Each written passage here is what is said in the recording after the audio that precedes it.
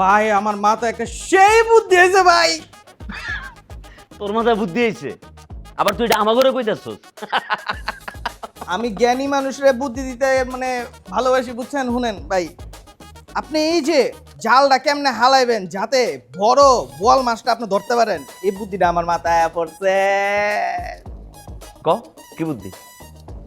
শুনেন ভাই, এই যে আদু নাসিরের পুতরে যে ধরবেন আপনি, একটা গন্ডা আমার মারছেন, ওরে যদি আপনি না গাড়াইছেন তাহলে কিন্তু আপনার লগে আবার পরবর্তীতে হিসাব আছে, ঠিক আছে? এই তুই আচ্ছা ঠিক আছে, কাজের শুনেন। কথা কর। হ্যাঁ হ্যাঁ শুনেন, ওই কি করে, কই যায়, কি খায়, এটি সব আমি জানি। আর আমি যদি একটা কল দেই যে ভাই আপনি কই আছেন, হ্যাঁ তো কোন সময় হাত ধুইছে, কোন জায়গায় গেছে, এটি কয়ে দিব, বুঝছেন? সকাল থেকে তুই শিওর যে তুই কল দিলে কইবো যে লোকেশন কই? আমি 100% শিওর ভাই, আমি এই জায়গার ভিতরে জান দিয়ে দিব, আপনি বিশ্বাস করেন না? আপনি আমারে তুই কইলে ও শমশের খার গলিতে আইবো?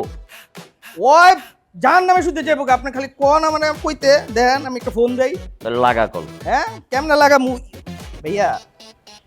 এই চলটা ওর হাতের বান্ধন খুললা দে।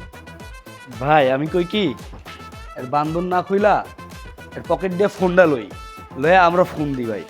আর এর কানে ধরায়া, ও কানে তো ধরতে পারবো না, হাত বান্ধা, ফোনটা নিয়ে আমরা ফোন দিই ভাই। বেশি বগর বগর করছ কেন? ওই যে ছোট পুরি ওই ভাগ্যা কই যাইবো বেটা, ওই যে বোয়াল